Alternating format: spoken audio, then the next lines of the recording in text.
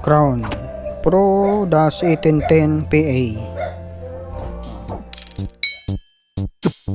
DJ Alin Remix.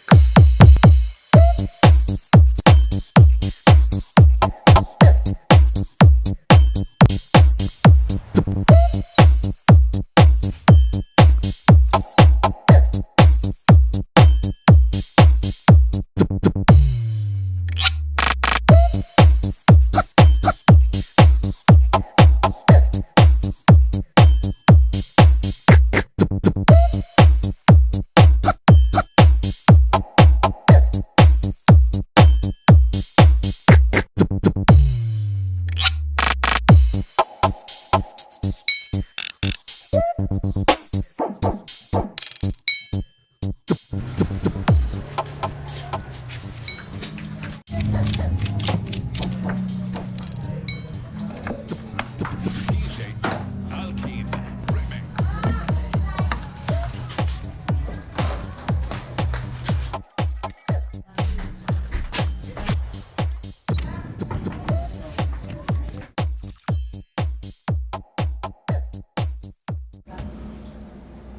What's up? Yan, sound check tayo ngayon ng apat na 718 na sub-series ng RCF. Ayan. 718 AS. Ayan. Yan, natuwa lang ako guys na yung performance nung setup natin nung nakaraang Devo. Doon sa dalawang 718 AS na sub-series ng RCF. Kaya gumawa pa kami ng dalawa pa. Bali, apat na yan. So, isa-sound check natin. So, ito yung ginamit nating processor, power amp at mixer.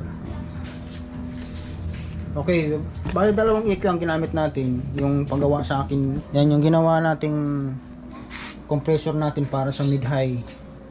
Yan. Tapos ito naman yung for sale ko na 5 button na DB audio nga lang yan. Siya yung ginamit nating mid-high para sa Kibler. Tapos as usual, andun pa rin yung ating processor. So yung exciter unit, EQ, yan, yun lang yung gamit natin, tsaka yung power control. Tapos siyempre yung ating Mikel C20. Yan. At siyempre yung ating Trident na Lexicon FX na 12 channel. So Trident. Ito yung ating mid-high na Kibler. So yung with 15, tapos apat na RCF. Okay, naka-set up na yan. Dito pala sa ating exciter unit, compressor pa rin natin sa base. So bali itong EQ na to, ginamit natin yan sa base. Yan, tingnan nyo naman yung settings natin nandito sa low frequency lahat. Tapos pinadaan natin yan dito sa exciter unit bago pumuntang power amp. Ayan, nakapatay yung ating high, yung high mix, magkabilaan. Yan. So bali ang ano lang yan, yung low mix, magkabilaan, yung naka-engage. So lato na tayo. So ito yung music natin, play na natin.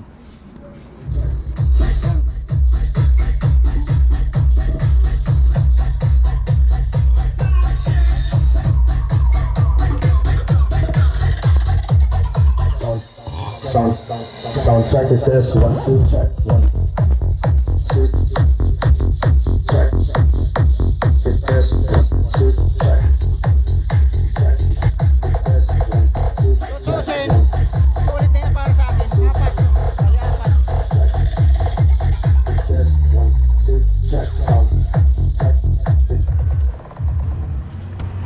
Okay. So ito yung ano guys, ito yung bagong gawa namin. So ang naka-load dito yung ating 1000 watts na PA, ano bang model nun? PA 1018. Nag-shortcut!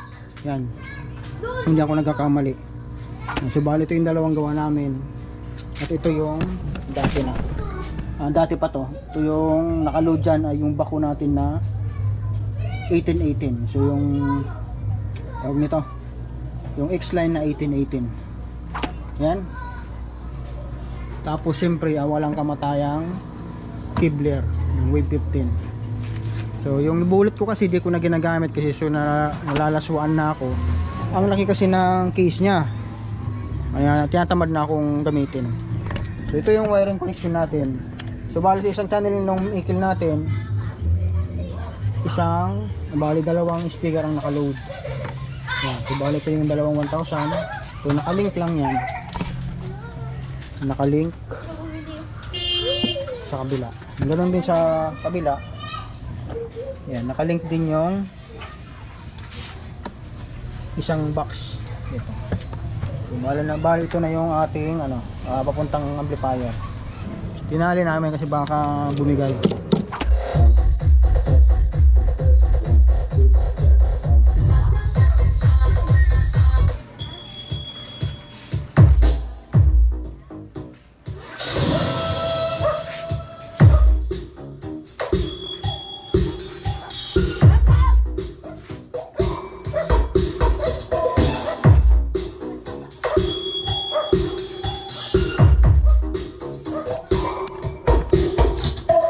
Here, John Luntang and DJ7 Remix.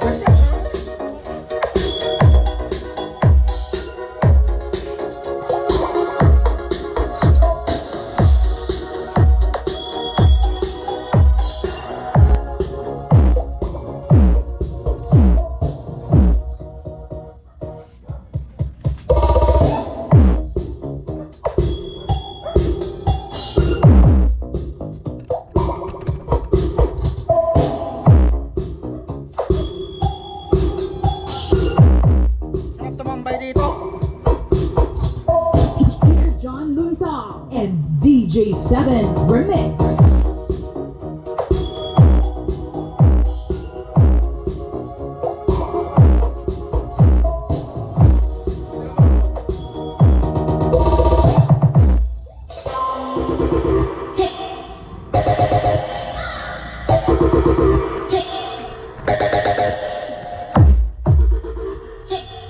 Mike Gerder and DJ7 Remix.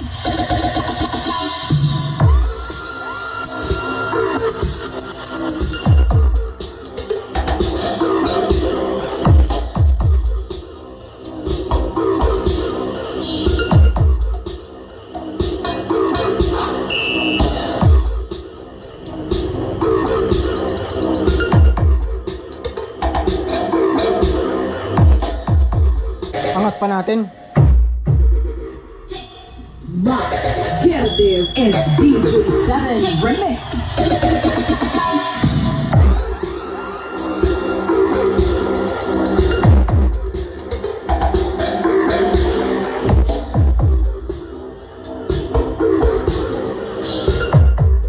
Ang gapang lang na rin tunog. Pang lang. Pang tamang pwede na rin pang pa covered court.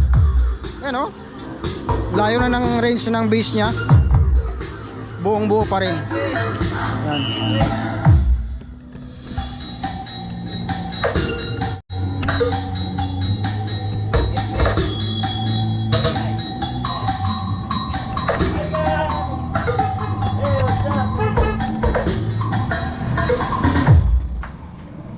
Here, John Luntang. Gerder and DJ7 Remix. Sulit ba? Ano ba? Sulit ba yung bass nito? Kuya Edwin ang pala pa. Kay Bondong daw na Mikey. Shoutout kay Edwin. Shoutout kay Edwin. Tsaka si Bondong Dona. Tulungan si Bondong Dona. Doon na siya. 10 viewers. Yan. Ano na rin yung bass niya talaga. Pwede rin na pang tawag nito. Pwede rin pang big event outdoor. Ayan. Dahil lang mayroong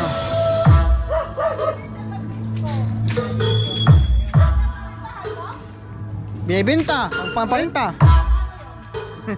Here, John Luntang. Gerder and DJ7 Remix.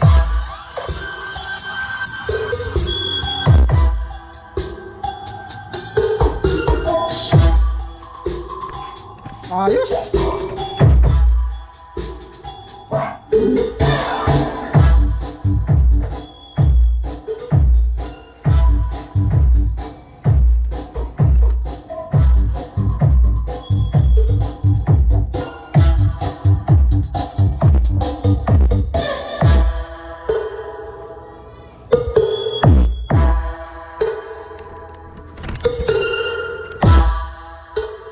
Here, John Luntal.